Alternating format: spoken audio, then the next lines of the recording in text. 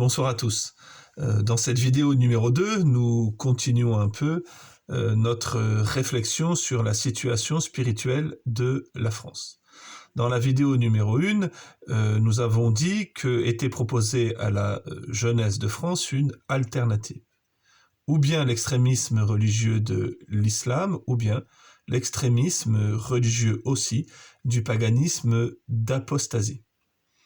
Et nous avons dit aussi qu'il était bon de distinguer l'extrémisme du radicalisme, l'extrémisme étant cette tendance à absolutiser une vérité relative.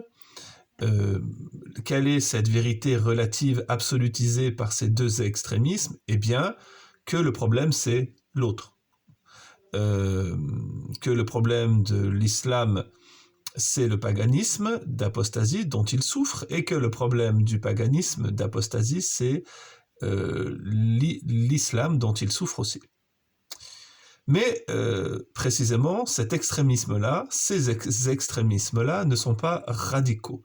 Être radical, c'est revenir à la racine du problème. Et le problème de l'homme, qu'il soit musulman ou païen ou chrétien, ou quelle que soit sa confession, le problème de l'homme, c'est son cœur.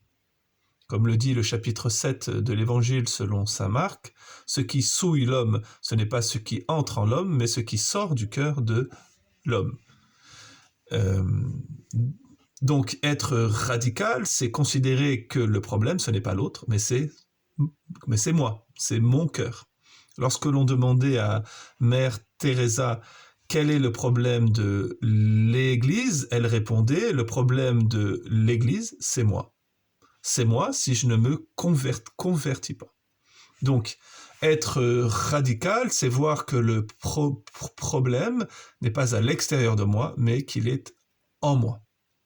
En ce sens, lorsque l'extrémisme religieux de l'islam dit que son problème, c'est le relativisme de la société païenne contemporaine, et quand celle-ci dit que son problème, c'est la présence de l'islamisme, tous les deux, ils se trompent. Ils ne s'interrogent pas sur eux-mêmes, et ils ne voient pas que le problème n'est pas tant qu'ils souffrent de l'autre, mais qu'ils fassent souffrir l'autre, qu'ils n'arrivent pas à l'aimer. Bien. Maintenant, essayons de voir un peu pourquoi nous avons parlé du paganisme d'apostasie. Pourquoi une des branches de cette alternative est ce que j'ai appelé le paganisme d'apostasie. Précisément parce que ce paganisme-là n'est pas le paganisme des cités grecques de l'Antiquité. Apostasie, apostare, le A est privatif, il signifie quitter progressivement, s'éloigner progressivement du lieu à tenir qui nous avait été confié, quitter progressivement une vérité que l'on avait reconnue. Et quelle est la vérité ou le lieu que la société française avait reçu en héritage? Eh bien, c'est la croix du Christ. Et c'est précisément depuis que la France a décidé de quitter sa lieutenance qu'elle a reçue en héritage et en vocation, que progressivement s'éloignant de la vérité incarnée en Jésus-Christ, qu'elle est tombée dans le paganisme d'apostasie.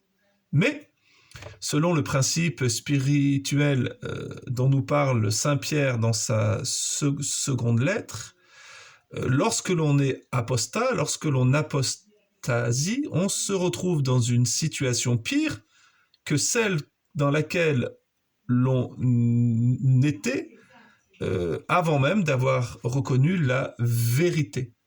Dit autrement, la France se trouve dans un paganisme dont les forces du mal sont encore plus intenses que celles dont elle souffrait avant de reconnaître le christianisme. C'est pour cela que saint Pierre dit, je le cite, « Si après avoir fui les souillures du monde, par la connaissance du Seigneur et Sauveur Jésus-Christ,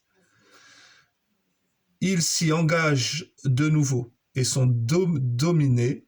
Leur dernière condition est devenue pire que la première. Car mieux valait pour eux n'avoir pas connu la voie de la justice que de l'avoir connue pour se détourner du saint commandement qui leur avait été transmis.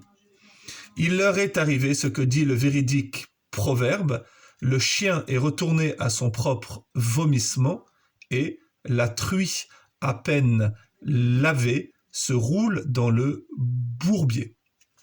Voilà.